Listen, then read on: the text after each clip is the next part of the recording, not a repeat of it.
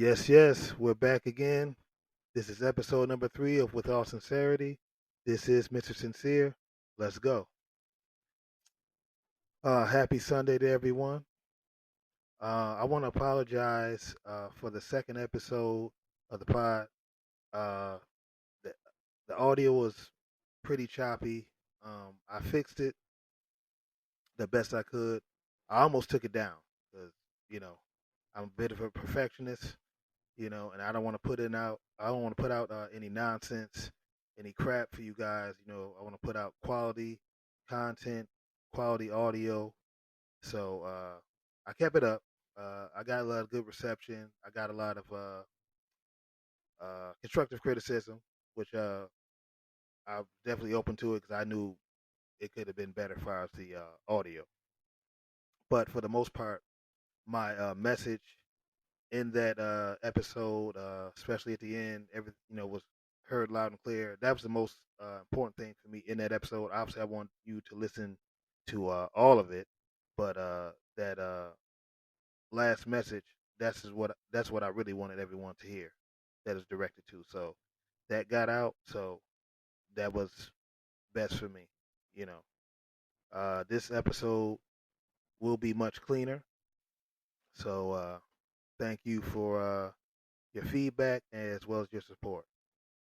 Uh, so let's start off talking about the NBA Finals. The other day, it looked like the Celtics were going to, just sweep it across the board. Obviously, that didn't happen. Just a different game altogether. Dallas beat them by 38 points. That's the third highest finals victory in NBA history. So I'm like, wow. Pardon me. That was that was a shock. Uh, Maybe tonight on their home floor. Most likely they may close it out. Because up until that point, Luca and Kyrie weren't. I mean, Kyrie was just a totally different player these first three games, and then he stepped it up in the fourth game, facing elimination. Luca did okay, but Luca, I know they said he's playing with a bit of an injury, but he uh, he did his part. But most of that was Kyrie. He had, stepped up because he was kind of non-existent in the first three games. Um, so we'll see what happens tonight. We may see them as champions, or Dallas might pull another one out. Who knows? No one has ever came back from a 3-0 deficit to win the championship. 3-1 before in the finals. Matter of fact, Kyrie in 2016 with the Cavaliers and LeBron, they came back from a 3-1 deficit against the Golden State Warriors and became NBA champions. So we'll see what happens. Um, Now let's talk a little bit of WNBA. Obviously, the WNBA has had more fanfare, more attendance, more viewership, more money coming in, more eyes on it. Because of this draft class, namely Angel Reese and Caitlin Clark. The only issue with that was they were making it all about Caitlin Clark, which is totally unfair. Um, so many other young ladies are a part of this. Like they made her the uh, the vocal point of everything, and as Angel Reese said in a recent interview, they're not just watching the WNBA for her; it's for me as well, and she's right, and it's a few others. But we know how narratives get pushed, and they're and nothing. And I have nothing against Caitlin Clark. I don't. I have something against how they're trying to put her above everyone else and just make it like she's the greatest thing ever, and she's clearly struggling badly. Uh, she She had her best game on the 13th.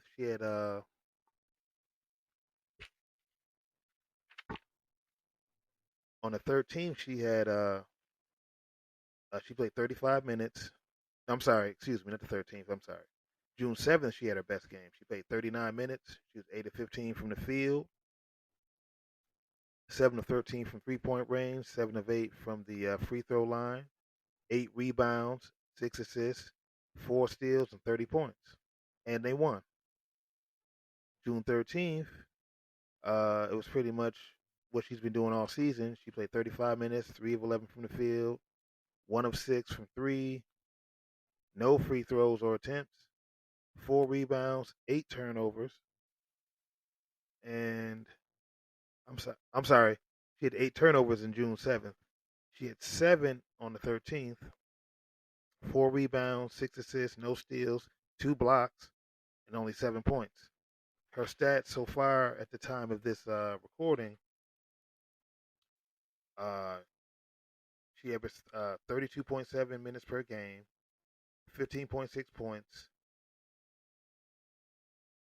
5 rebounds, 6 assists, 1.4 steals, almost 1 block, but 5.5 turnovers. That's pretty bad for men or women as a point guard. With 6 assists, 5.5 turnovers, that's not going to cut it. And she's only hitting 36% from the field. She's hitting 32.2 from 3-point range, 89.7 from the free throw line.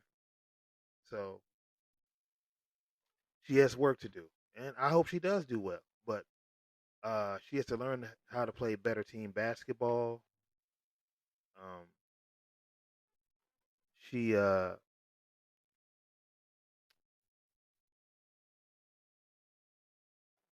she definitely has to stop those turnovers because turnovers can change the whole outcome of a game, whether you win or lose. Stops your team's momentum, and something that guys are plagued with,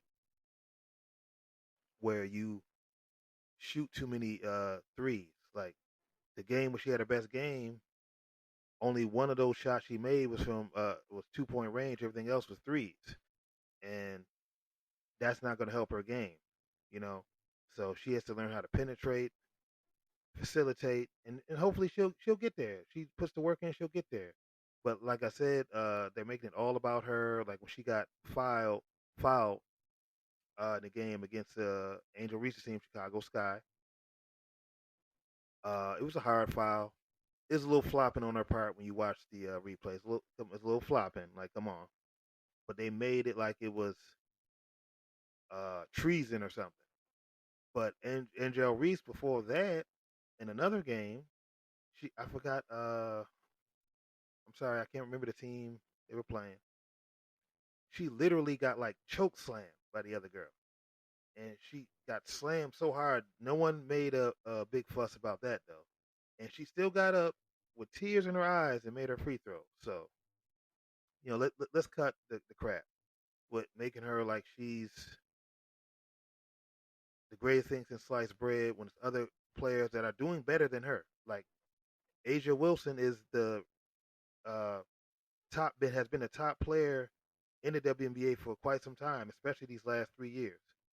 Like the numbers she's putting up are crazy, and she's a two-time MVP. And a defensive player of the year. So I mean, come on. She had to fight to get a Nike deal, which in the past they've had women in the WNBA with shoe deals, exclusive, shoe deals, signature shoes. Like this is the most media coverage, uh, interest that the WNBA has had since the 1997. Yeah, right back around when Cheryl Swoops, Lisa Leslie, um, Cynthia Cooper, Dawn Staley, the great coach for South Carolina. They had this much eyes and this much interest from men and women alike. Hell, we got a guy at the gym. that me and my brother work out at, he comes in with whole WNBA suits. I mean, the whole suit. He comes with the jersey and the shorts. So, you know, so I hope all these ladies do well. I hope Caitlin Clark improves and gets better. Um, she has to evolve her game and add some intangibles. Play better team basketball, like I said previously. Stop those turnovers, and she'll do well. And now, if anyone is any of those ladies that have been in the WNBA putting work, uh, if you have a little chip on your shoulder, that's cool. That makes things competitive. But when it gets to where you're being dirty or you just hating, like, come on, like they did their thing in college. They can't necessarily help the media coverage they all gotten, but it's also helping you. You know, you all work for the same place, so it's helping you too. So it goes both ways. But I wish the media quits making it all about Caitlin Clark. Every little thing she does, good or bad, they want to highlight it, and it's crazy. So, uh, and like I said, Asher Wilson, even though her team is struggling, the Las Vegas Aces, the last 2 years WNBA champion, they're struggling, but she still is the best player by far in the league, and she doesn't even get that much coverage. And the most she got is when through scrutiny, Nike gave her a deal when they gave Clark one out the gate who hasn't done anything. Like, let's go back to when Angel Reese's LSU team defeated Caitlin Clark's team in the national title game, and they invite the winning team to the White House. They also brought Caitlin Clark's team Iowa to the White House, and just crapping on their moment. So like, let's cut it out. Okay, let's stop the nonsense. She's a player just like the rest of them. Yes, she's got a lot of the warranted attention and then a lot of unwarranted attention where you just guys are just forcing her down people's throats. You know, and whether you believe it or not, those of you that are fans or whatever, they're putting more pressure on her. There's already pressure on all these ladies coming in to do well, to win, stay healthy, all this stuff, and then you're putting more pressure on her. Now I like what Kate Clark said the other day. She said, "My name shouldn't be used to be pushing narratives," and I like she said that because she's right. She's absolutely right. So hopefully She improves, and they cut this crap out. So yeah. So I want to talk about something else that is very serious. Give me a second.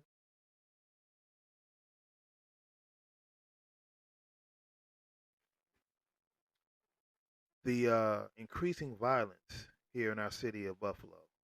I've been here my whole life. I've lived in some of the worst neighborhoods in the city. I grew up on the east side, and it's other neighborhoods all over the city. And don't believe everything you read again with the media. A lot of these places in the south towns and or places that are predominantly Caucasian or whatever, some of the worst stuff you could think of happens, but it doesn't get put in the major newspaper. They put it in little neighborhood newsletters in the area called the Bee. And my brother Al, who has lived in Kenmore uh, for a while, he put me on to that, and we read some of the most crazy, heinous stuff. Like, wow, this wasn't even in the paper, but we know why, because if they put this stuff on in the paper on the front page or big article, it will put a light on these areas that they don't want, and it would also lower their property values. You know, so that they're out here, omitting stuff and hiding things. But say, for instance, if I went to my neighborhood laundromat, and I uh, went in and knocked over the vending machine, exposed myself, and maybe peed on someone's clothes. That will be slapped on the front page. No violence. No one was assaulted sexually. Nothing like that. But it'll be on the front page. You see what I'm saying? So, uh, a lot of it is due to race, whether people like to hear it or not. It is. It is very much. And but overall, violence, crime anywhere in our neighborhoods is unwanted.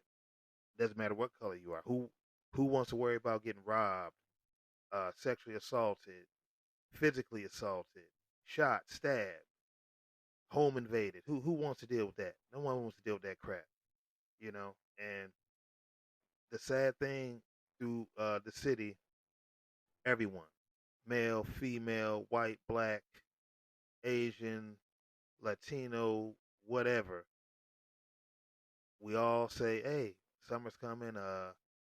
People talking about fishing, barbecues, amusement parks, some of the events like the Allentown Art Festival, Taste of Buffalo, uh, Italian Festival, all concerts, all that good stuff, the beach. But the one thing we all say, yeah, people are gonna start tripping though. People are gonna get start shooting and everything, and it's sad but true.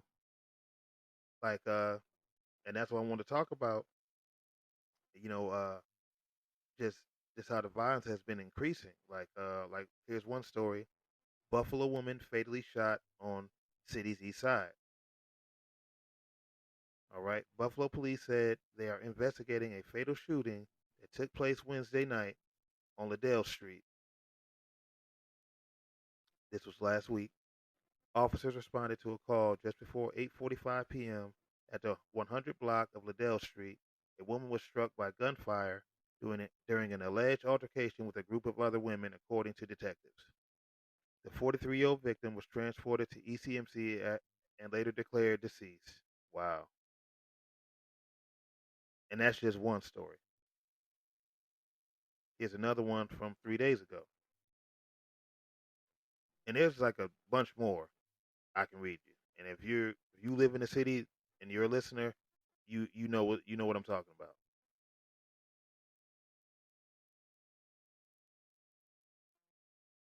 All right. This one was a major drug trafficking ring busted in Western New York. Attorney General James secures convictions in $250,000 fentanyl and cocaine operation, New York. New York Attorney General Leticia James has announced the successful convictions of 14 individuals involved in a significant drug trafficking ring in Western New York. The operation was responsible for distributing over $250,000 worth of fentanyl pills and cocaine in Erie.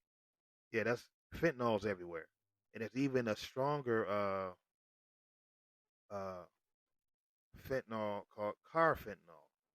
That's even stronger than the other fentanyl. So I'm like, my goodness. Um, excuse me. Attorney General James. This is the article, and this was on this article. You guys want to look for it yourself. Western New York News Now.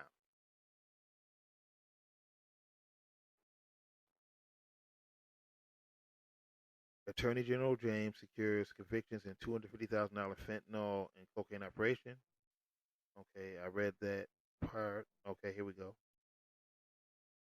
New York Attorney General Leticia James has announced the successful conviction of 14 individuals involved in a significant drug trafficking ring in Western New York. The operation was responsible for distributing over $250,000 worth of fentanyl pills and cocaine in Erie and Niagara counties. The central figures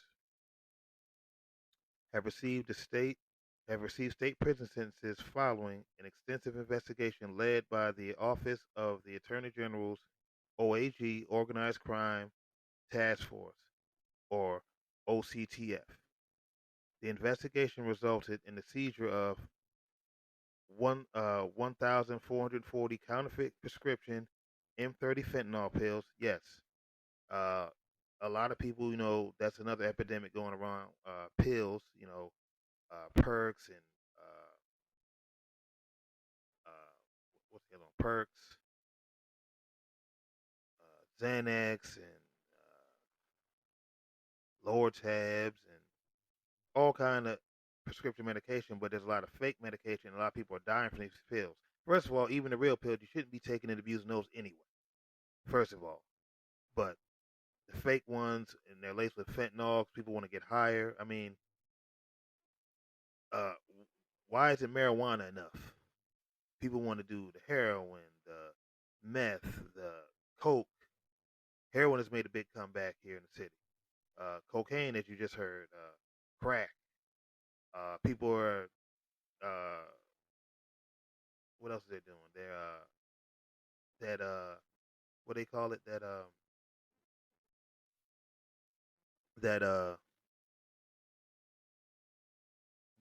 B, um, chapstick. People, I don't know if they're still doing it, but they were putting it on their eyelids to get high. I saw a video of people collecting bed bugs, something that you don't want, and smoking them, getting high, uh, which is ridiculous. Uh,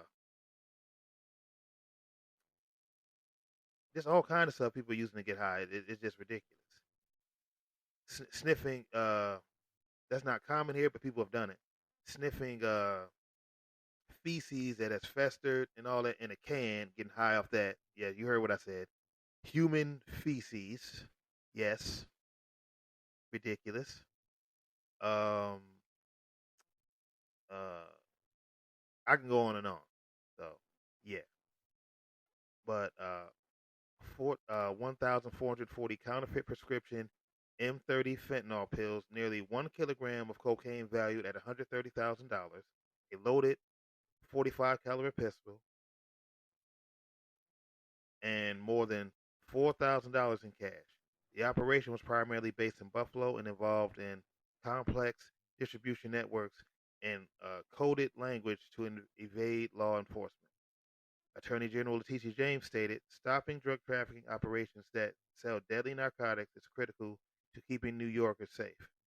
Not only did these traffickers distribute deadly amounts of fentanyl, they put New Yorkers in even more danger by disguising their drugs as prescription pills.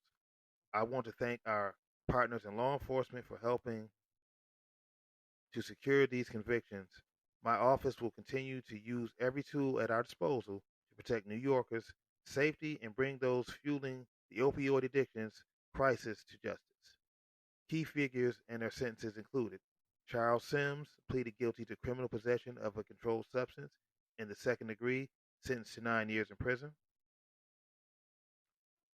Uh, Musa Ramadan pleaded guilty to criminal sale of a controlled substance in the second degree, sentenced to 8 years in prison.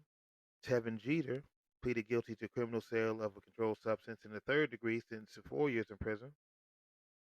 Michael McPhee pleaded guilty to attempted criminal possession of a controlled substance in the third degree and sentenced to 3.5 years in prison.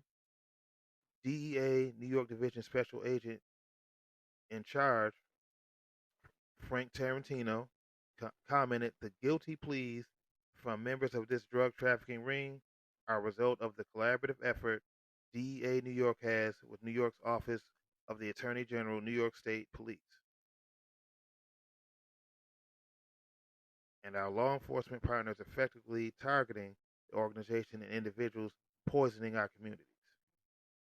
The 18-month investigation utilized physical and wiretap surveillance to track and dismantle the network. Key operatives were caught through intercepted phone conversations where they used cryptic terminology to discuss their illegal activities. New York State Police Superintendent Stephen G. James added, "This investigation and the convictions against the 14 individuals are evidence of the commitment we share with our law enforcement partners in keeping dangerous drugs off our streets." So that's that. Yeah, yeah, it's crazy, guys. And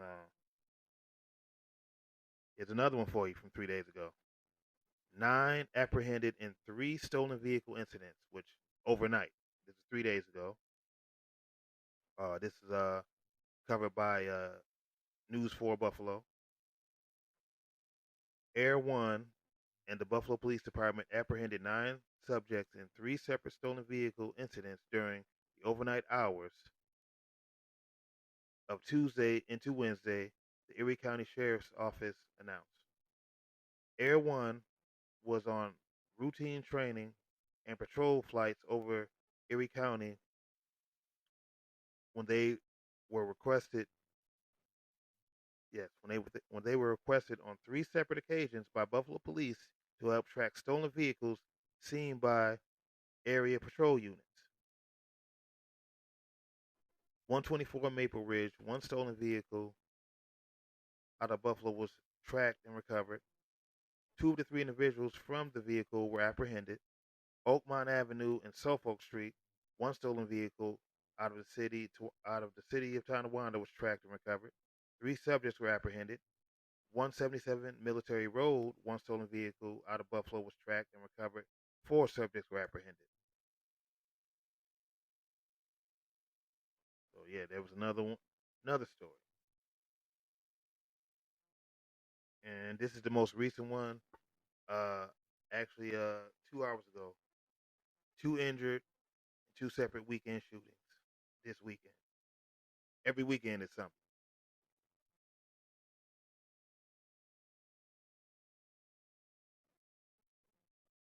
Pardon me. Buffalo Police. This is also covered by News 4 Buffalo. Buffalo Police are investigating 2 shootings that occurred over the weekend. In the first one, a 15-year-old boy was injured on Maple Ridge Avenue early Saturday morning. Police responded to the shooting on the first block of Maple Ridge just before 1 a.m. Saturday. The team was transported to ECMC where he was treated for non-life threatening injuries. The second occurred on the 2000 block of South Park Avenue around 9:15 p.m. Saturday night. Police say a 31-year-old man was shot while outside in connection to some type of dispute or argument with others. The man was also transported to ECMC where he's listed in stable condition. Both shootings are still under investigation. Anyone with information on either is either asked to call or text the confidential tip call line at 716-847-2255. Wow. Like it's crazy. It really is. Like that's I'm glad and proud to be a licensed gun owner. Now, does that make me completely safe? No. But it makes me a lot safer than what I would be without one. And I'm pretty good, far as hand to hand combat my hands, but these days these guys or perpetrators are not fighting. They're coming with weapons, they're jumping you, sometimes using women to set you up, anything to get you off guard. But being a gun owner, the one thing I hate that they're doing with a lot of these gun laws, nearly all of them, the laws you are making are hurting the citizens like myself from protecting ourselves. You're not attacking the criminals.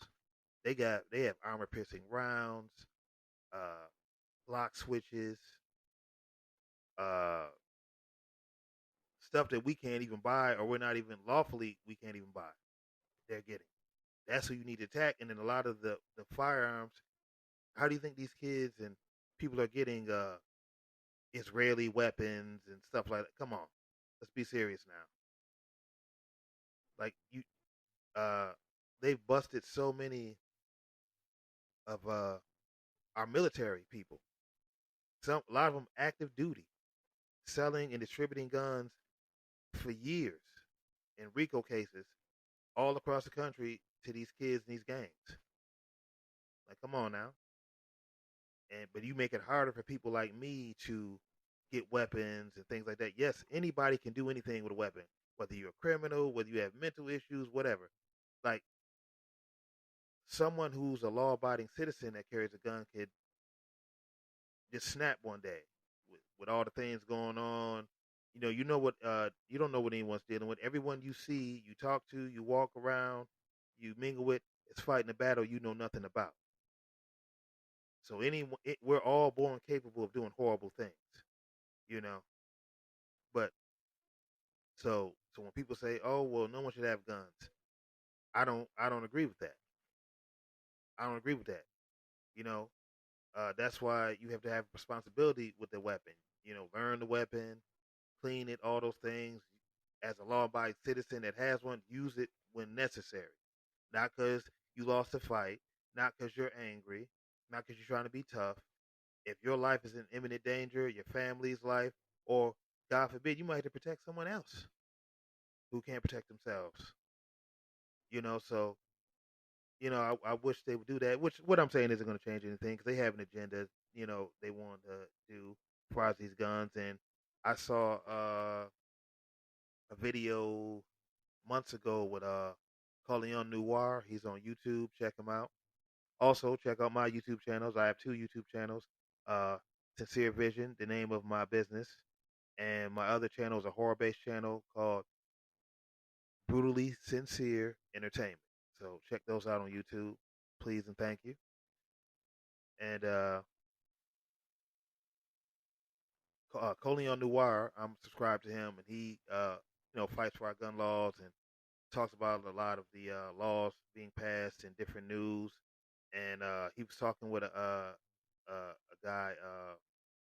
I can't remember his name. I'm sorry. He was saying how, which this is something I knew, many others knew anyway, but this is an actual official admitting to this. He said that those numbers for mass shootings and different statistics for guns, they lie or they inflate them, stuff like that, to push different laws they want to pass, and also to you know fear. Because how do you need a savior if there's nothing to save you from? See, that's the equivalent to someone starting a fire in an abandoned house, and then they come. Little do you know they started a fire. They come to save the day and put the fire out. You think they're a hero, and they're really not.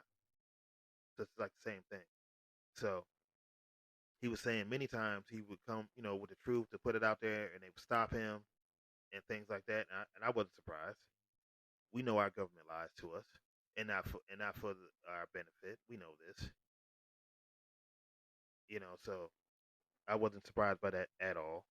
And just like they lie about neighborhoods or areas that are predominantly black or brown, yes, there may be crime, but they try to make you think. Let's say Chicago, for instance. Chicago is very racist and segregated. You can look that up for yourself. I'm not making that up. I'm based on facts. I know that, but I need you to know that. But um, they publicize, Old Block, 63rd, uh, you know, mainly through music, that machine promoting, nonsense and death to our kids with this drill stuff. That's like a whole nother video in itself. Excuse me, a whole nother pod episode in itself. Um, and these are little small areas. That's not the whole city. You know, there are some good parts. Now can sometimes the bad come to the good parts? Yeah, like when FBG Duck, God rest his soul, was killed August 4th, 2020.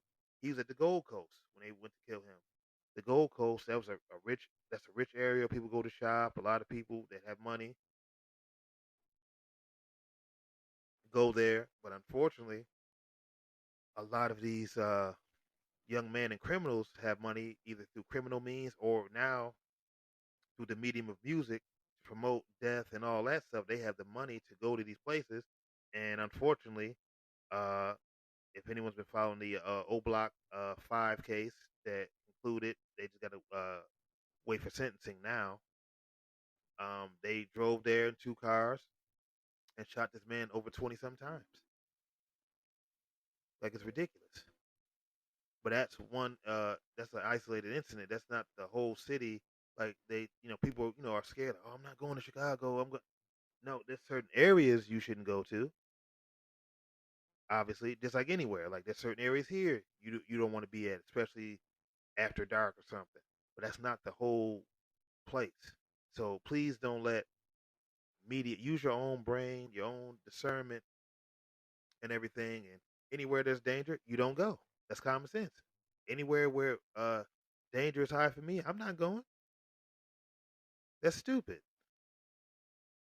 I just saw a video in LA. This guy was showing different hats that I made for sports teams. Hear me out, guys. They are made for sports teams, not gangs. But gangs take the hats or whatever and jerseys or whatever the team's logo and adopt them for themselves. And you can't go to these areas. You already are at risk with some of these high crime gang areas to get robbed, assaulted, or whatever. But if you come with a certain hat that's of a rival gang or even their gang and they don't know you, you're not a part of the gang, you could be subject to getting killed, beat up, or something like that. You know how ridiculous that sounds? You can't wear a nice hat that's made for a team. Team owns the name, trademark, all that. I can't wear that in certain areas, and not just in California and LA, everywhere, a lot of places. Or you can't wear your hat a certain way. You can't tilt it. You can't because someone's going to mistake you for enemy, or as they like to say now, op, which is short for opposition, and you can get killed or assaulted. That is so dumb and ridiculous. I feel stupid saying it. Like, are you serious? Are you serious? I cannot wear a hat for a team that I like or whatever, or it goes with my clothes or my outfit. I can't wear it. Are you kidding me? I'm like, my goodness. Like, oh my goodness. Just the dysfunction and that goes on with crime and everything. And do I believe people? Someone asked me this earlier this week. Say, do you believe people deserve second chances? As far as criminals, I said yes. Depending, honestly, like I'm no authority. I'm not God. I don't run the judicial system. Nothing like that. But yes, if depending on what you did, or if it's your first offense, or how if you're a kid or something. But depending on what you did, no. If you rape someone, I don't believe you. I mean, obviously they're not going to give you life probably, and they're going to put you in jail for a certain amount of time. No, because when you rape someone, that's a sickness. That's like, and again, I'm no authority. I'm not God or nothing like that. I don't believe that can be cured. That's in you. That's in you. Same if you're like a serial murderer. That's in you. That's like a spirit. Almost like you're possessed. That's a spirit. I don't believe that's something you can correct. You kill someone once, maybe. You could be redeemed in my maybe. Murder is murder. Murder is bad. Murder is murder. But when you've killed multiple people, uh, you uh, raped multiple people, stuff like that. Now, anyone that harms children sexually, not oh no, you. In my opinion, you need to be in jail for life. You do, in my opinion. That's a deeper sickness when you're a pedophile and things like that. That's a deeper sickness. Again, my opinion. It's my opinion. So please, no one get offended or upset. This is my opinion. Um, but like a young kid or something that you're desperate, you're broke. Not making excuses, people, because you can't always blame the person for crimes like stealing, even robbing, stuff like that on the person. You gotta sometimes blame the circumstances. Depending on everything, yes, you should get a second chance. But when you're, like I said, doing it over and over, killing folks, or how some of them get online and brag and all that. Yeah, you deserve whatever punishment you get. Sometimes I don't, think you should get life. You should get life for more serious stuff, in my opinion. Uh, but a lot of crime, especially amongst black people. We're far as the financial structure, we're lower on the totem pole. Let's be real. In some cases, in our situations, and I've had friends, people I've been around that had to do the wrong thing for the right reasons. I'm not talking about, like I said, killing or sexually assaulting people. No, no, no, no, no. I'm talking about stealing or selling drugs.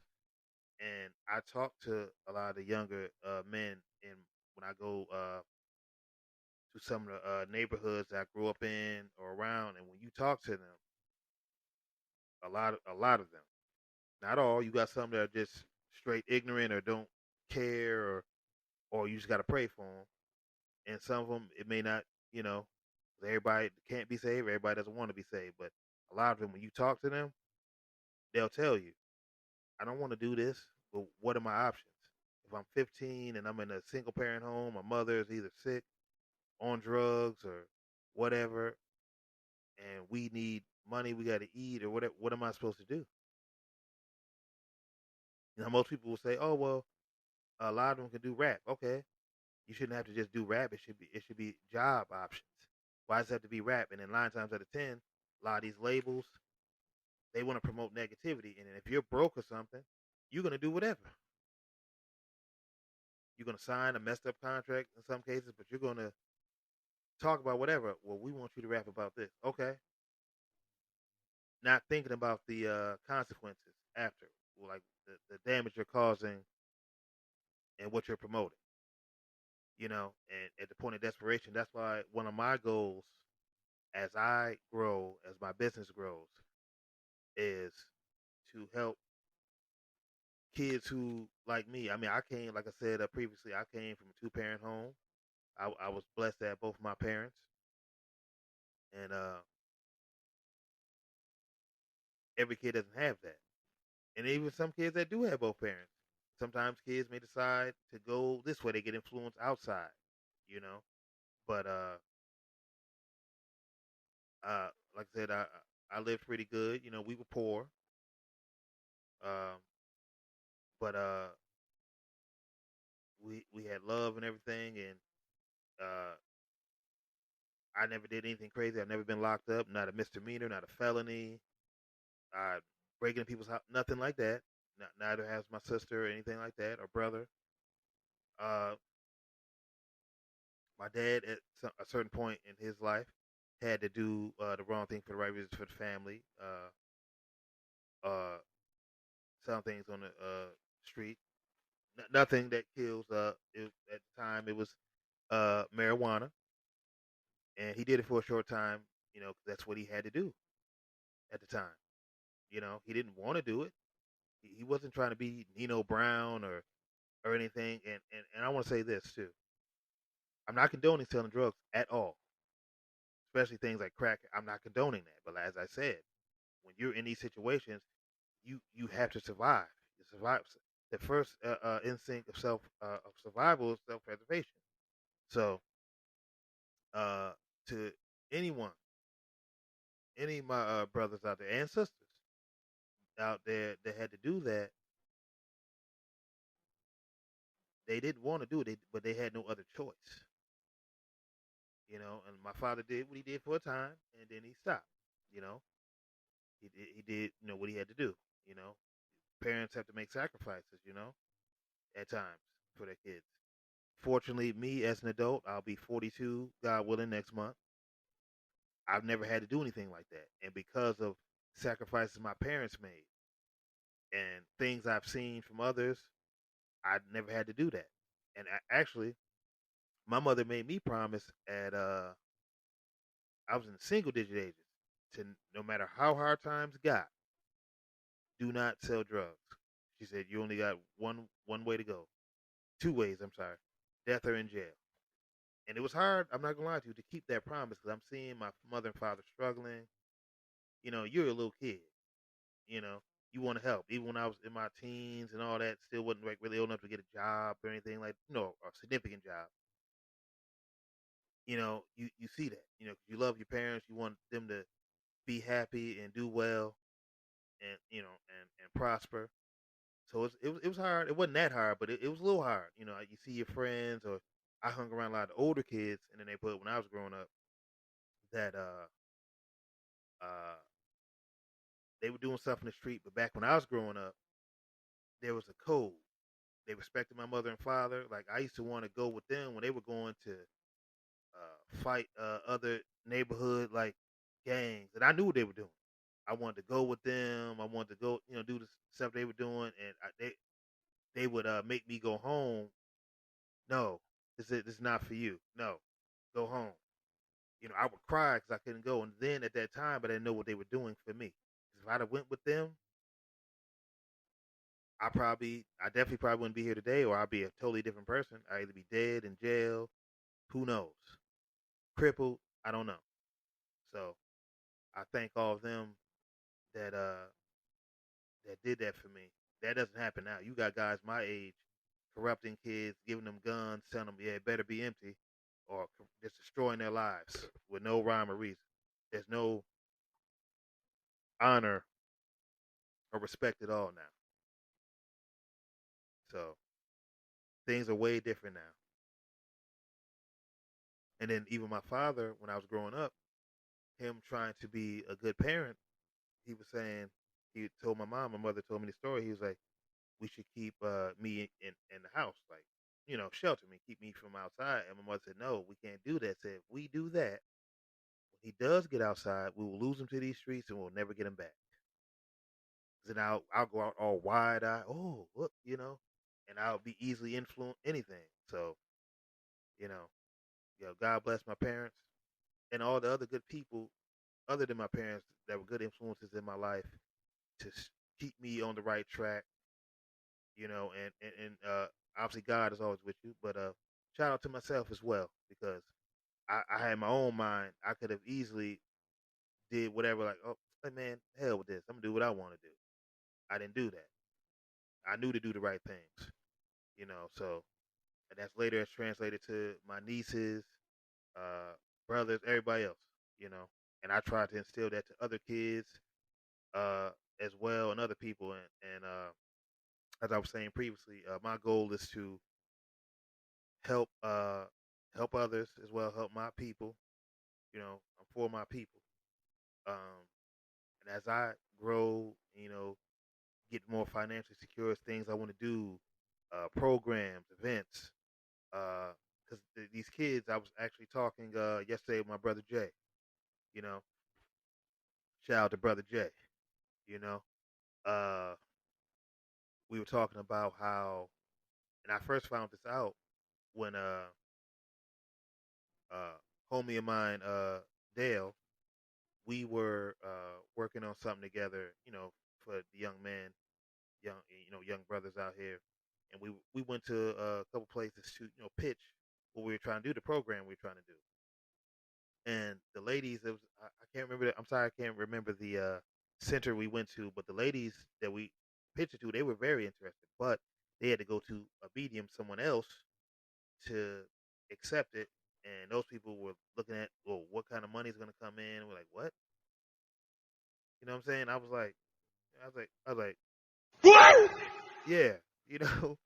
And they didn't accept this. I felt some type of way about that. I was very emotional. I felt some type of way about that because Dale had extensive experience with the Boy Scouts and many young men he's worked with over the years that have grown up to be prosperous grown men that he still talks to this day. And what I noticed, I was telling them, I was like, man, I see how they have all these programs for the young sisters, dance, uh, other stuff, and nothing for the boys. All they really had for the boys was like basketball, typical stuff, basketball, maybe some football, running, nothing constructive to build their minds. Just like stuff to exert aggression. Yeah, naturally, boys are aggressive. Young brothers are aggressive, but uh, not every last one of us. And even if we are, some of us, we need something more, to build on in basketball or punching bag or something. What about the kids that are into computers, music? And I ain't talking about rap and all.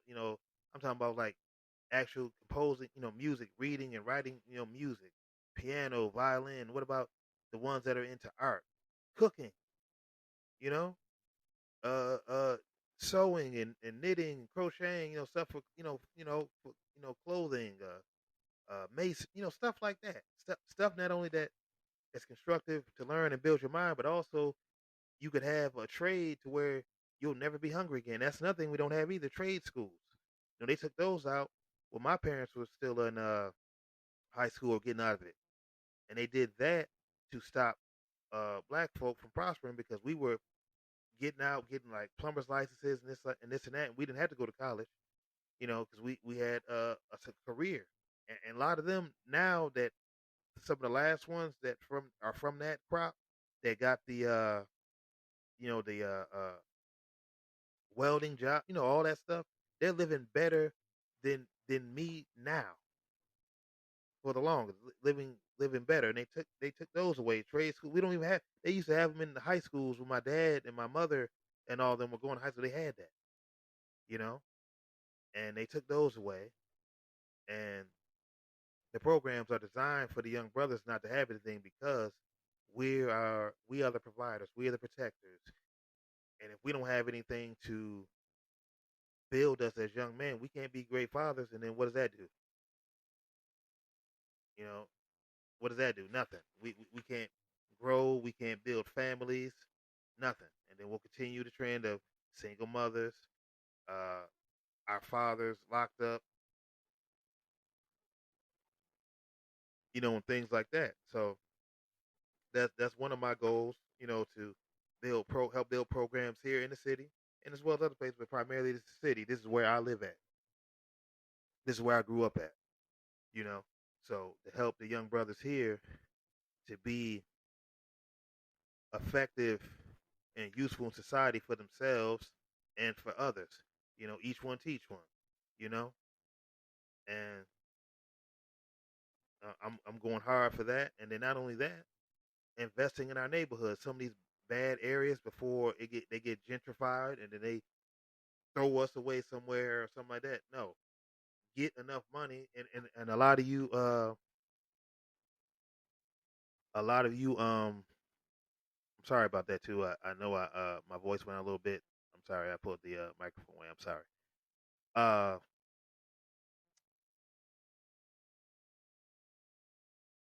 invest in these neighborhoods and turn them to neighborhoods, not hoods. We glorify a lot of stupid shit, or and everything, and wear like a badge of honor. There's nothing to be proud of. You know, how are you proud of a neighborhood where a bunch of crime is going on and stupid shit and drugs and all that, and it's filthy because you don't clean up nothing, whether you own or rent. You don't take care of your area. Then when the property value drops down dirt low, and then they buy it up, powers that be buy it up and kick your ass out. Now you're complaining. Oh, we can't have nothing. Well, why don't you take care of where you live? Then they can't take it from you, and then eventually build up money or whatever, and buy where you live. So now it'll be more homeowners, and you guys take care of stuff. Like what I'm saying is going to take a while. We got a lot of growing pains to go through, but it has to start somewhere. Let's invest in these neighborhoods where we're at, so we can clean them up, clean up the crime, and build a real community. See, that's the problem. People like to say black community, like we really don't have a black community. Sorry, sorry if any of you brothers and sisters may get mad at it. Oh well, it's the facts. We don't have a black community because we don't sit together for nothing. Yes, it was by design. A lot of it, all the way back to slavery. Yes, I know, but we are all have been aware of the programming, and we've been aware of it. This is not new. It's books. It's right in front of your eyes. All that. So come on, what are we gonna do about it though? That's the issue. What are we gonna do about it? We can't be happy for one another. You know, uh, if you're lighter, you're considered weak. If you're darker, you're considered ugly. Uh, all type of stupid stuff. Uh, we can't even share good news. We are the only people, black folk. We get some money. It could be tax money, a good amount of tax money, a few thousand. The minute too many people know or the wrong person knows, you are in danger. That is sad. You are in danger of getting robbed, killed, whatever, just for that, for the money. And most people say, "Oh, well, people are desperate." Okay, that doesn't mean you should go hurt someone else who's trying to come up like you. Hurt them, kill them, and then when your dumb ass in prison, or even worse, you might run into the wrong person that's that's ready for this stuff. Now you're killed or crippled because you want to be stupid. Like we all got the same 24 hours. Like I said in the last episode, get up off your ass. Get up and go do something. It's opportunity everywhere. Do they make it harder for us? Yes, I know this. Yes, it's designed for us to to for it to be harder, but it's not impossible. See, that's what they want you to think. A lot of stuff they do or the barricades they put up toward us is to discourage you, so you never even try or at all. You don't even start. Get up off your ass and do something for you, your family, and for others. It can inspire others. But yes, we have no black community, and then investing in our neighborhoods, we could turn it into community. Because you don't move the communities, you build it. So when you guys get some money, now naturally, obviously, you don't want to live in a bad area. Who does?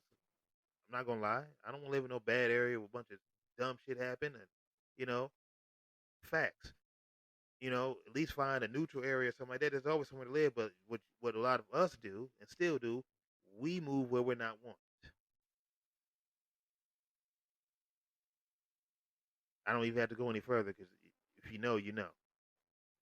We move where we're not wanted, and then you wonder why you get what you get when you move to somewhere you're not wanted.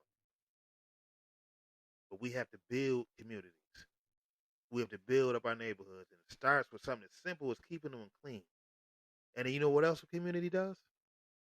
When you got a gang or a group of people committing crimes, strong arming people, hurting people, you know what a community does?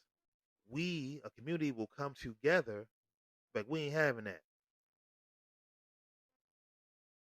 Either get you up out, run you up out of here, let the authorities handle you, or God forbid, we handle it ourselves. That's what the community does. Like, say, for instance, with this snitch narrative, this bullshit. That if I'm a law-abiding citizen, yes, again, because I know what some of the stupid people might say. Well, the system is. I know the system is against us. I know it's racist. I know all this. You ain't telling me nothing new.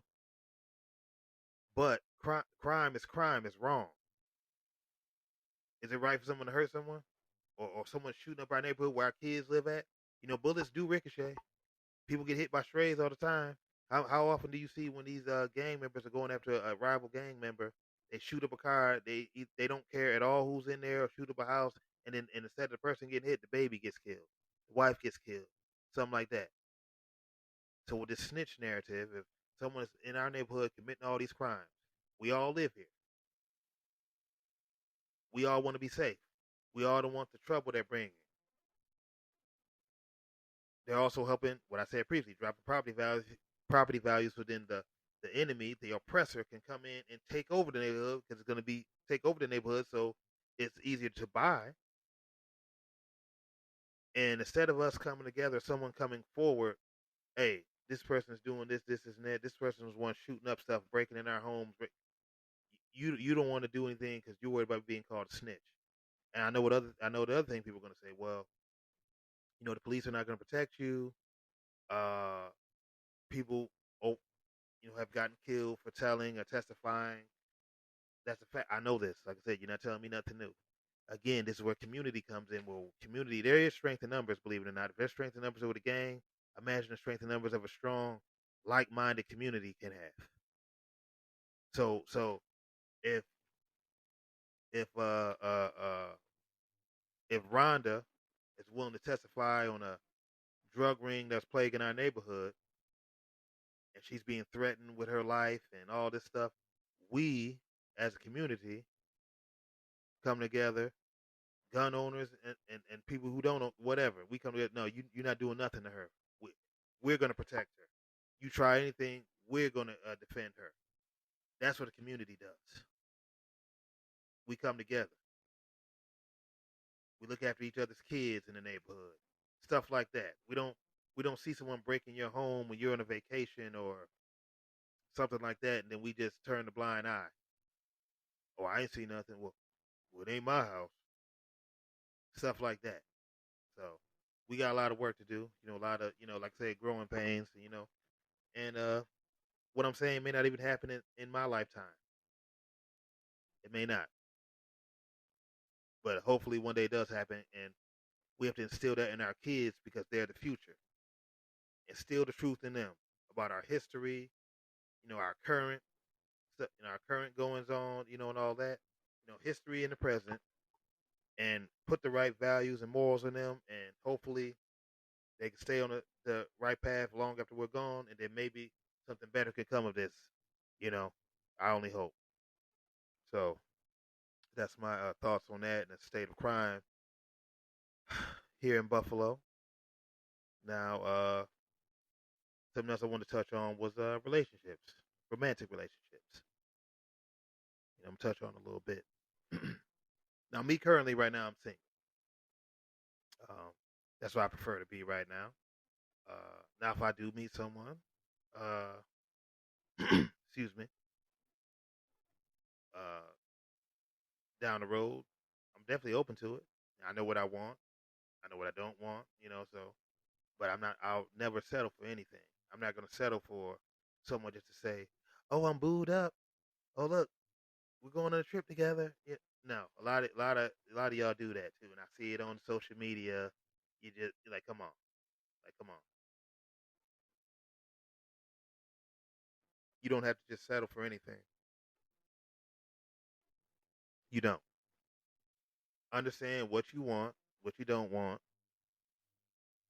you know, what you need, all that stuff, and you should be fine.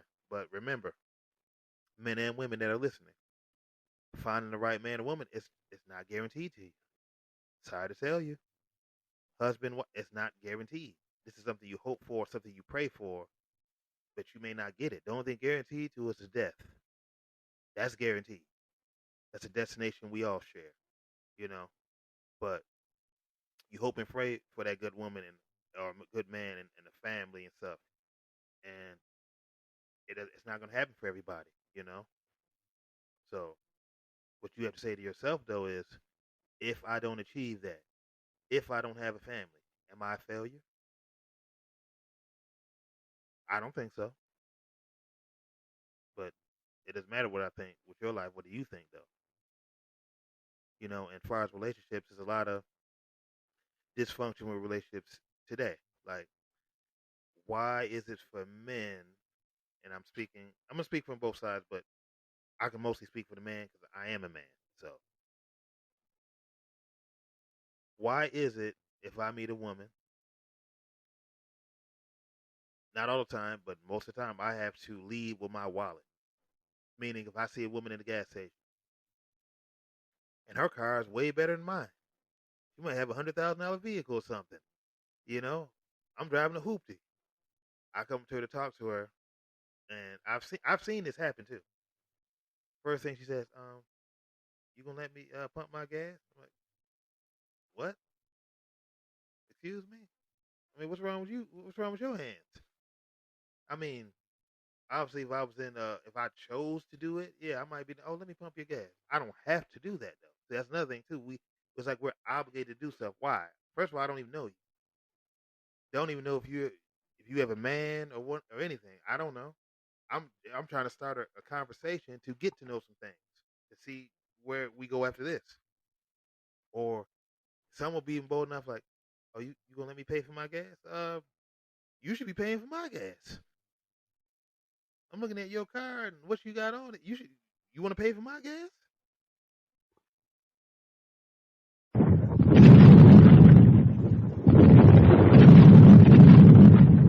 Oh, I'm sorry. That was, you know, yeah, you want to pay for my gas? Like seriously. And then I've dealt with stuff, and I've talked to men have dealt with women that told them you got to have this, you got to have that, to be with me, and we're in the same boat. We're both poor. You telling me I got to make a certain amount of money per year.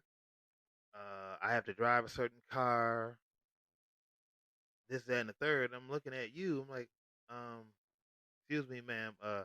You have on $2 flip flops, and they're dirty.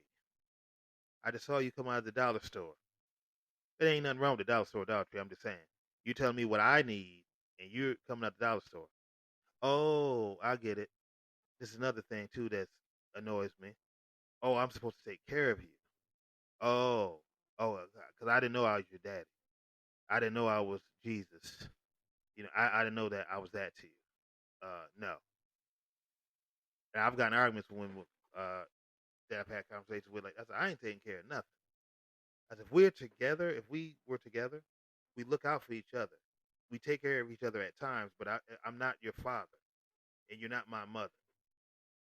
It's a team effort, 50-50. That's what it's supposed to be. And a lot of women are not taught that, and it starts at the home. A lot of times, mother, aunts, stuff like that.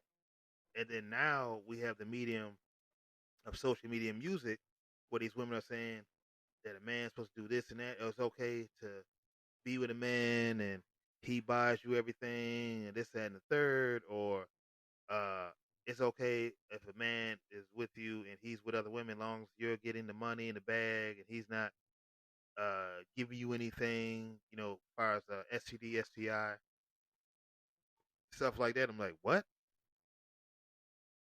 Who told you that shit? That's ridiculous. And for men and women, you get someone to take care of you. That's your alternative. Excuse me. That's the thing you want. That comes with a price. And I know a lot of stories with women that went through it that got with a man. He had a bunch of money. They can go all fly around the world, expensive jewelry, all that stuff. And they're not telling you how happy they are. You don't find out until after the relationship's over, or after the man gets tired of them and moves on to something new. How unhappy they were. Oh well, he bought me this and that, but he was with this woman, he was with that woman, this that. You signed up for that. You're not a victim. You're a volunteer. So ain't nobody crying no tears for you for being stupid. And being stupid can be painful. Yes, it can. And for you men out there, or a lot of you men that are hobosexuals, that are getting with women just for a place to stay, you can give the kids snacks, things like that, that comes at a price too. Because eventually, she gonna get tired of you, get rid of you, and now you dependent on her, no job, no nothing. Now you back to square one. You got to find someone else or something like that. That's ridiculous. And another thing, speaking on that with the brothers, which is ridiculous. The thing they do, it's a joke. People make jokes, but it really happens to where uh, a guy gets with a woman that's overweight or whatever. They typically say a woman that's obese or something, because generally uh, women that are obese or whatever, or not deemed as attractive, have very low self esteem, very low standards. So they manipulate their emotions and get with them during tax time. There's memes about it and everything for PlayStation 5, and a lot of different stuff they make jokes about, and it's ridiculous. You messing with somebody's emotions, but not all the time. Some of those women sadly know what's going on, and they're just happy to have somebody. It's sad all around. So a lot of them are fully aware that you're here for that you're gonna be gone after the tax money's gone or whatever, and they're just happy. They're just happy. Okay, I got this person like that. That's very sad, very, very, very twisted. You know, so that goes on too. But you got, like I said, you got a lot of these men that are homosexuals, straight bums. The woman's working and all that. They, she comes in. He don't do nothing for her. He don't rub her feet. Don't run it back. Don't make no damn food either. Don't make no food. Don't make no damn fish sticks. Nothing. He's sitting there in his drawers. Hey babe, you gonna cook? House ain't clean. Nothing. Like she she's paying for everything. You can't even clean up. You can't even do that. Seriously? And you asking can somebody cook something? You wouldn't eat a damn thing. If it was me, if I was a woman, oh no, you wouldn't eat a damn thing. You know? So there's a lot of ridiculousness with relationships, man, and you gotta lead as a man, you gotta lead with your wallet. Uh uh a lot of these women have and I'm not judging anybody's sexual stuff. Like whatever you do with your man and all that, whatever you agree on, that's on you. I can just say what I wouldn't do. You know, you got a lot of these relationships that are open relationships now where that's a recipe for disaster too. I don't care if you're both down for it. Eventually, it's gonna become a problem where you guys are picking up women uh, together, or whatever floats your boat. Some of you picking up guys together, or couples together, whatever, swingers, whatever. That's your business. That's your business. But it's just as far as talking about relationships, there's a lot of twisted stuff. It's not a lot of normal, basic stuff. I'm sorry, I'm old fashioned. I'm sorry. If I'm with a woman, it's me and her. I don't want. Excuse me. I don't want another woman in our relationship. I don't want another man in our relationship. You know, I don't want to do that. It's us. And if that ain't enough, okay, then you can go on and I'll go on. And I've told women in the past that I've dated, I'm not forcing you to be here. If anytime you get tired, you don't. I'm not forcing you to be here. You can go on. I don't want anybody to have to force to be with me. Why would you want anyone to have to force to be with you? Excuse me. Why? That makes no sense. You pretty much keep them hostage then. Well, technically, because like I said, they are free to leave, but you're trying to keep them there when they don't want to be there. But in my experience, the old ways still work. You can't have love, respect, and friendship. You can't have one without the other. Because first the friendship starts to grow, then the respect grows with it, and then last is the love. You know, and if you don't have that, you don't have nothing. Now, love is not enough to sustain a relationship. No, it isn't. You got to have patience and uh, tolerance and other things. And when I say tolerance, I'm not talking about this dumb stuff they're talking about now about people cheating on you and accepting that and screw that. Now I can't tell someone what to do if someone's cheated on them and they decide to take them back. That's your business. I can't tell you what to do. Me, that's a deal breaker for me. You cheat on me, that's it. We're done. You put your hands on me, that's it. We're done. You steal from me, we're done. I don't necessarily have to hate you, but we are done. Go on about your business. Kick rocks, you know? And it's a lot of warped and just ridiculous, you know, things that are being accepted in relationships today and being promoted through social media, music, and things. And people accept it. And I hear a lot more women and men both alike. That's cool. Or it's normal for a dude to have a side dude. Excuse me. Well, side dudes too, because you got a lot of you dudes that are pillow biters, undercover. Yeah, but it's normal for a man to have a side piece, a side woman, and the girl's cool with that. Or girls, women that have side dudes. I saw a meme where a girl had.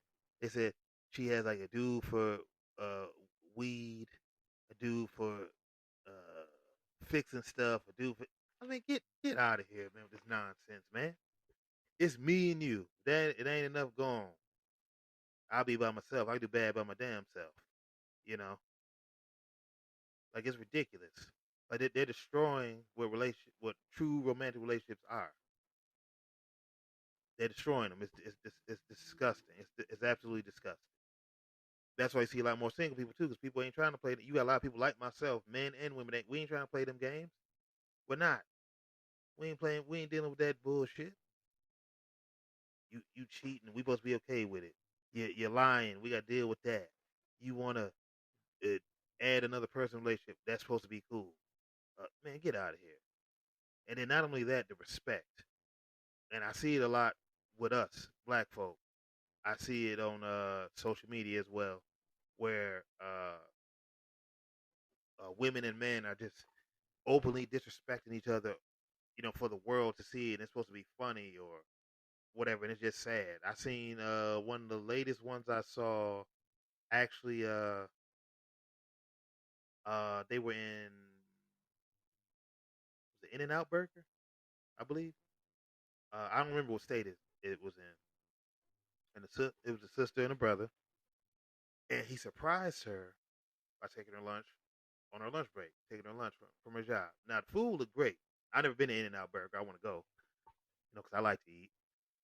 Uh, Food looked great. Now the food she was complaining about, it didn't even look like she could eat half of it. And she's filming him, and I think eventually he started filming her too. She's filmed it, put it on Instagram. She said, "Look at him, y'all! Like, look at him. This is where he takes me for lunch." I'm looking at her like, "How ungrateful can you be? He didn't have to take you nowhere. He surprised you, took you to lunch, meaning he treated you, meaning he paid for it, and you complaining. And I see you still sitting in that seat. So I bet you was gonna eat that food, but you complaining." And she just sitting there just disrespecting the man. He said, "I paid 50 something dollars for this." She said, "Let me see the receipt." I'm like, "Oh my!" I said, "Lord have mercy. Let me see the receipt."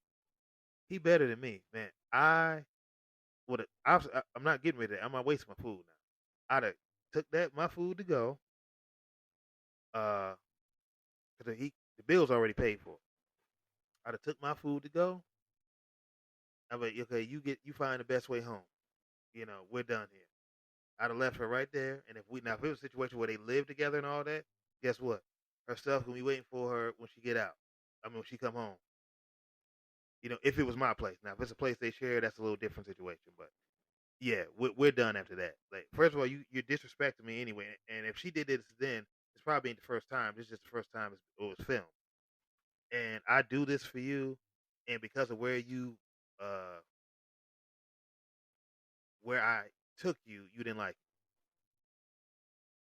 it. Like, it's totally ungrateful and unappreciative.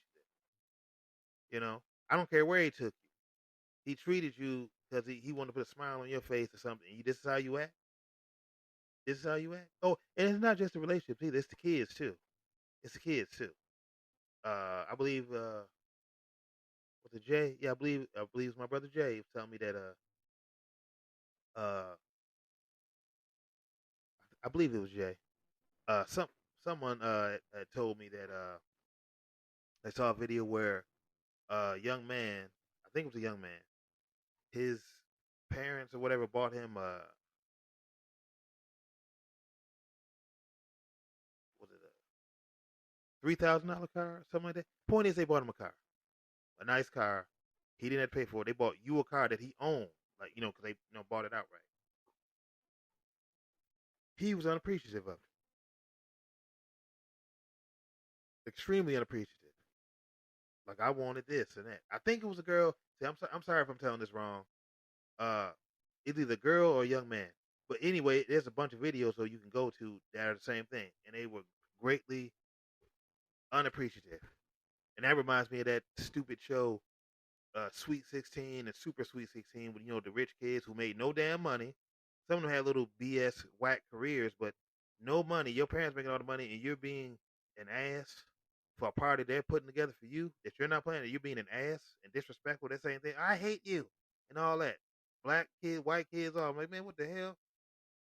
What the hell's wrong with you? Somebody need to slap the taste out your damn mouth, talking like that, and they're doing something for you. Ungrateful. You got more than hell. You got more than me. I'm a grown ass man. You got more than me. You complaining? Ridiculous. This is disrespect and ungratefulness. And then back to the men and women thing. Uh, it's just disgusting, man. And that's something that burns my mother up as a black woman. How the black man gets disrespected by the black woman. People like to talk about the black woman not being protected and all that, and it's true. But so we're not protected either. This goes both ways. The disrespect, like I just said previously, disrespect on both sides that I've seen on videos, social media, and things. Yeah, so it goes both ways. Again, it's more of our dysfunction, more work we have to do. And like I said, I'm single to I find the right person. Right now with my business and things. I can't give a woman the attention she needs right now. My most of my focus is on this. Not saying I couldn't be in a relationship. Not saying that at all. But depending on what she wants, obviously we have to talk. Another big thing in relationship communication, communication, communication. I said it 3 times. All right, that's a big, big, big factor why relationships don't work either. Not expressing our emotions, not being open and honest with each other. That's another big thing with any relationship, friends or romantic relationships. But yeah, I'm not settling for anything. I never have. I never had a problem getting women or nothing like that. Not a problem. But I'm not just gonna settle for anything, especially when you want something meaningful and hopefully something that lasts until you die or whatever. And especially when you're looking to and someone you want to make children with. That's another thing. Men and women, you need to be careful who you have kids with because there's a lot of just dysfunction with that. Men using kids as pawns, women using kids as pawns, deadbeat fathers, deadbeat mothers. Yeah, let's talk about that too. You guys like to talk about deadbeat fathers? No, there's a lot of deadbeat and messed up mothers out there. Let's talk about it all. Let's not just talk about one side. Let's talk about all of it. Yeah. hmm And just a whole lot of mess, man. And a lot of people don't even want relationships because they're like, hey, I'd rather be on my own, date here and there, and I understand that. I understand. I totally understand. And but yeah, if you hope for something meaningful, if you're a person out there, if you're a man or woman out there that wants something meaningful, a relationship, keep your your what you want intact. Don't lower it, don't lessen it, or change it for nobody. You know. And there's somebody out there for you. Hopefully, like I said, it's not guaranteed, but hopefully there is someone out there for you. You guys do right by one another. Do all all the right things, the good things that I said previously, and you'll be all right. My mother and father have been together for what 44 years now. It'll be 44 years coming up, if I'm not mistaken. 44, 45 years. My mother and father have been together. Yeah, that's a long time. You know, so and they've been through thick and thin and everything. My mother said herself on a number of occasions, said, "I don't care where your father is. If your father could be in a cardboard box outside, so I'm gonna be right there with him." So I had a front row seat all my life to real love and devotion and stuff. So it's out there in the truth. So quit listening to that nonsense too, where they talk about, oh, everybody cheats, or cheater says that. Don't know everybody damn cheat. Now, will I agree that everyone thinks about cheating? Yes, probably once or twice. And what I don't mean like, oh, I want to cheat on my husband or wife or girlfriend or boyfriend. No, I mean in a sense that temptation is out there. You see other men, you see other women that are attractive, that different body types or whatever something you may like, and yeah, you may get excited, but you don't have to succumb to that shit. You have to have self control, self discipline, and respect for you and your relationship. Now, people can believe this if they want to, 'cause people always want to think you're lying about something. And I only been in a couple relationships, just a couple. I am never cheated. Have I thought about it? Yes. especially the last one when I was being, mistreated, took it for granted. Yeah, temptation was out there, but I did not cheat for her. I didn't cheat for me because that's not who I am. That's not what I do. Even if she didn't know nothing, I would have known. I couldn't look myself in the mirror. I couldn't look my niece in the face. I couldn't look my mother in the face, father, all the people that look up to me, or, eh, or admire the man I am. I couldn't look at them. So don't believe that bullshit. That's bullshit too. Oh, everybody cheats. That's a lie. That's a lie. So cut it out with that. But I said a little more than probably what I wanted to about the relationships, but I kind of got into a flow. So uh, um, another thing I want to discuss about fake friends. Had a few of those fair weather friends, frenemies, whatever you want to call them. Notice people. Everybody don't want to see you win, and it doesn't have to be something sinister to where they want you to die or something like that. No, no, no, no, no, no. If they're not doing nothing or not about nothing or at a certain level, and you're getting some motion and ascending or ultimately successful, when you talk about your success and things, it highlights their failures. So in tune, being in tune and everything, they want you to be where they are. They want you to be down at their level. What's the old saying? Misery loves company. But a lot of people don't want you to succeed because they're not succeeding. Or let's say we're both friends. We're working to achieve something, have a business, whatever. I'm getting along a little faster than you. Not that I did anything cutthroat or nothing, but I'm just, maybe God wants me to win now, or I'm putting in the work and you're not. But your ego and everything won't let you see that, so you start hating. Then it could turn to something where you're trying to sabotage me, or we're not even friends anymore now because you're mad about work you didn't put in, or that I'm, doing my thing, or like, uh, if I'm winning now, right? That doesn't mean my other friends are losers or whatever. It may not be your time to win. And in me being me, if I'm excelling or something like that, and I see you're working hard, I'm going to help you too, because I want us all to win.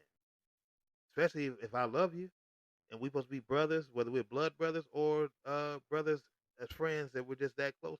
I want you to win, sisters too. I want you to win too. It's not a competition. Even if we're doing the same type of business, the same job, it's not a competition. And I hope it's the same for you. Like for me, it's not a competition.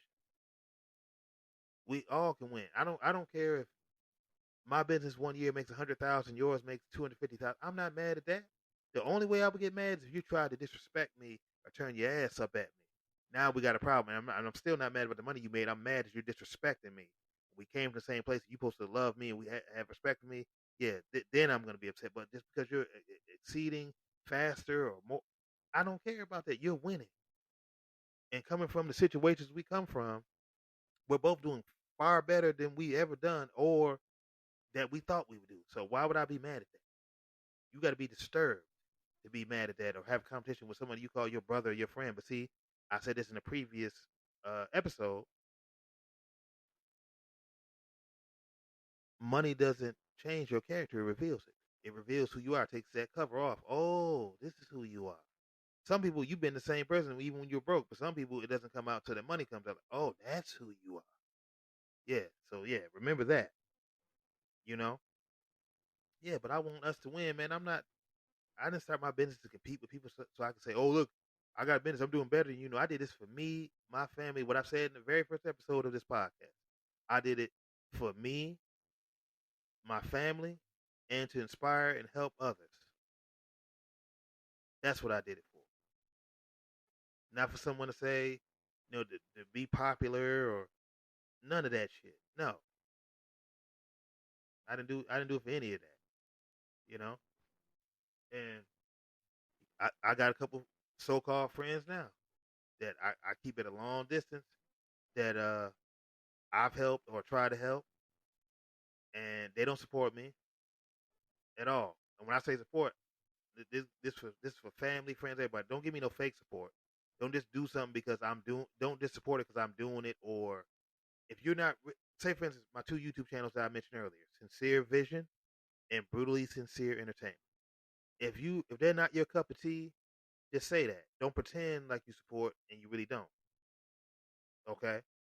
If you support it, I appreciate your support. Appreciate, love your support, love your comments, love your likes, and all that stuff. But don't pretend. Cause how you know when someone is faking? When they say, "Oh yeah, I support you. I want you to win," they don't know nothing you got going on. They'll ask you, "When's your next video up?" Well, I thought you were subscribed to my channel. Aren't your notifications on? You didn't know I had a video? You know, get granted, you're not probably not on YouTube every day, all day. Okay, but still, if you're supporting, you would get alerts and all that, or whatever. Or with the podcast, or when's your next episode?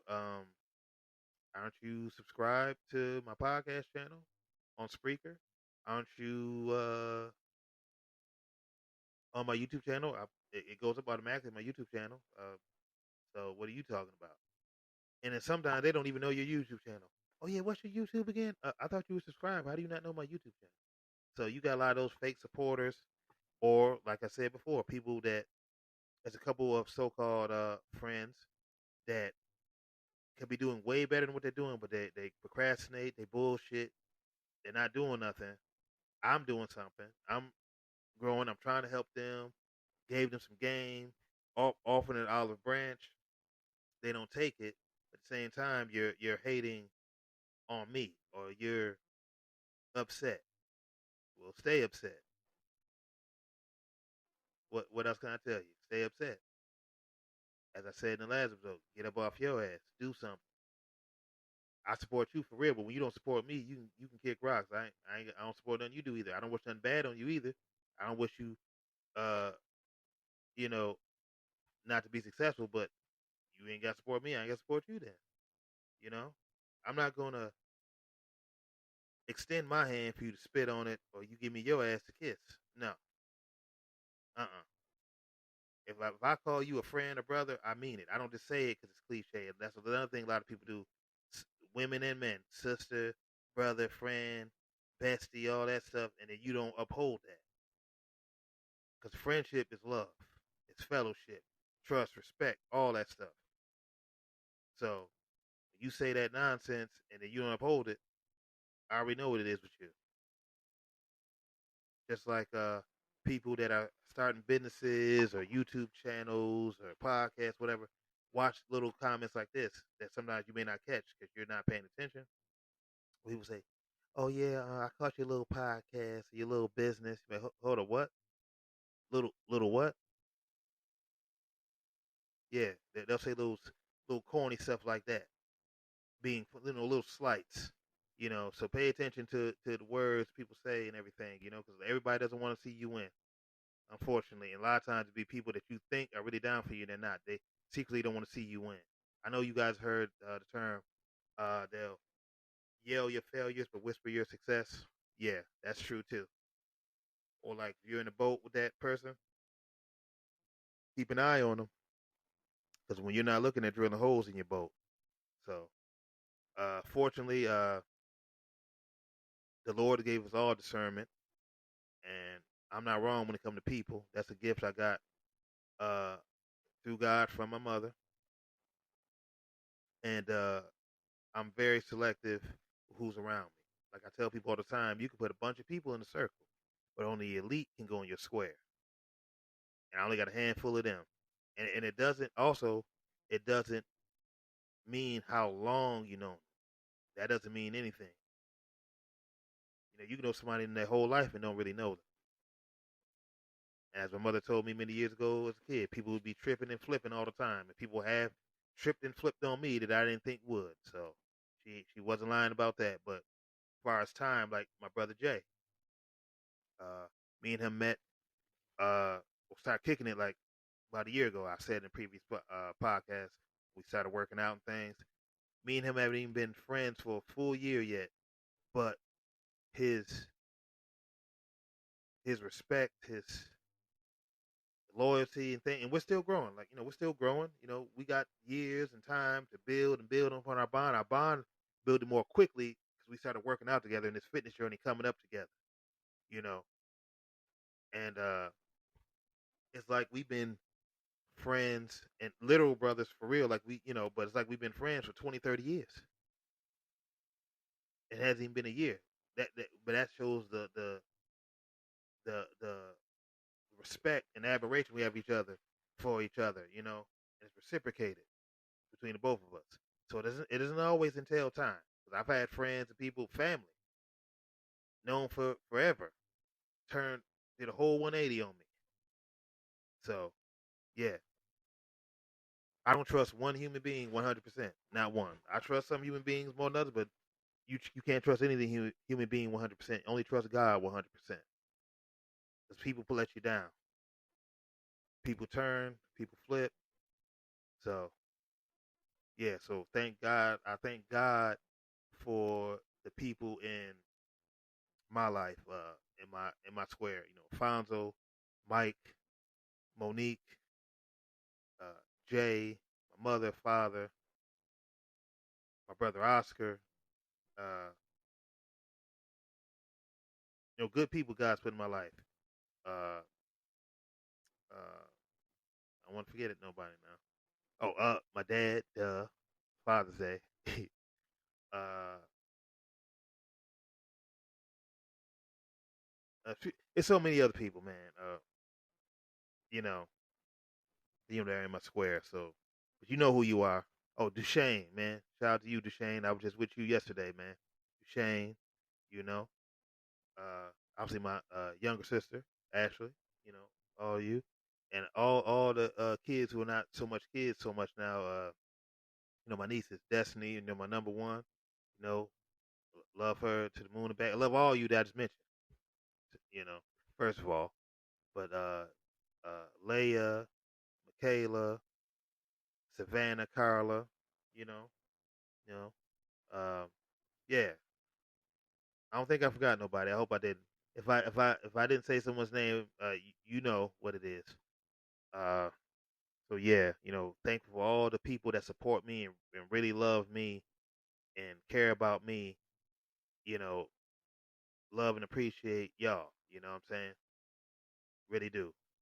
From the things you do to the things you say to me, your wisdom you might bestow and all that. Appreciate everybody.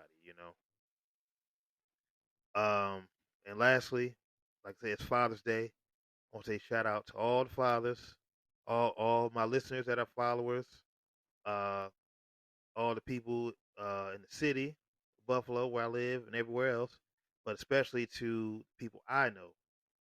My father, shout out to you.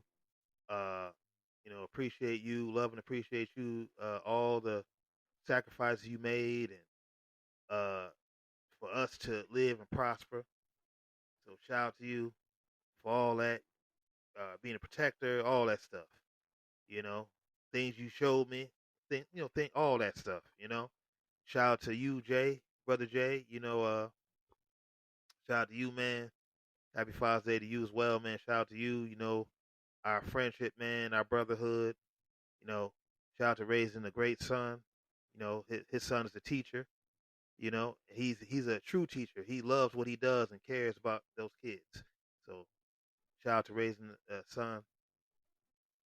Uh, shout out to Al, my brother Al, who's a father, three little girls who I had the privilege of being in their lives. I don't get to see him. I don't see him as much now with work and everything else. I don't see them nearly as much as I used to. But uh, I was in all their lives since before they came out the womb and when they came out. So shout out to him. Be a father. Like I said, keep striving, man, and getting better, and be a better man, better father. Cause you can always get better every day. So shout out to you. Happy Father's Day to you as well. Shout out to my Dale. Shout out to him, his son and daughter. His son's going to get married, I believe, next month. Shout out to him. Shout out to Ricardo. I saw him, my man Ricardo. Saw him the other day. He pulled up on me for a second. Shout out to you, man. You know, raising your two sons and your daughter. You know, shout out to you. Happy Father's Day to you. Shout out to Frank. Yeah, Frank. Shout out to you. You know, he just became a father again a few months ago. So shout out to him. You know, being a father to all his kids, man. Shout out to you. Happy Father's Day to you, man. Um, yeah, enjoy your night off tonight too. Yeah, he's gonna be off tonight. I got to go back to work tonight. But shout out to you, Frank. Uh, make sure I ain't forget nobody now. I don't want nobody cuss me out. So like, man, you ain't, you know, you know. So and lastly, but not definitely not least, shout out to my brother Oscar. Man, he's a truck driver too. So shout out to all the truck drivers too. If you're listening to this, this is actually my longest episode so far. So shout out to my brother Oscar, man. Shout out to you, man. Um, Father, you know, to your daughter, you know, sweet as she can be, your daughter Layla. You know, she was over last weekend at my parents' house. You know, sweet as she can be. Shout out to your wife Veronica, same way. Uh, shout out to your, you know, your son, your stepson, and your eldest daughter. Shout out to, you know, being a father to all your kids. Happy Father's Day to you, man. And yeah, man. Appreciate what y'all do, and for those listening, honor your mother and fathers every day. Obviously, that goes without saying, but today is Father's Day, you know, and last month was Mother's Day, so you know, obviously they have a a day for them as well. But honor and appreciate them every day because they ain't gonna always be here. Trust me, you gonna miss them when they gone. I'm still blessed to have my mother and father here, alive and well. So thank God for that. But yeah, shout out to y'all, man. Happy Father's Day to y'all. Hope you guys are having a great day. You know, and yeah, um, that is my time. This is Mr. Sincere signing off, and everyone have a great day, and again, happy Father's Day to all you fathers. All right, have a blessed one.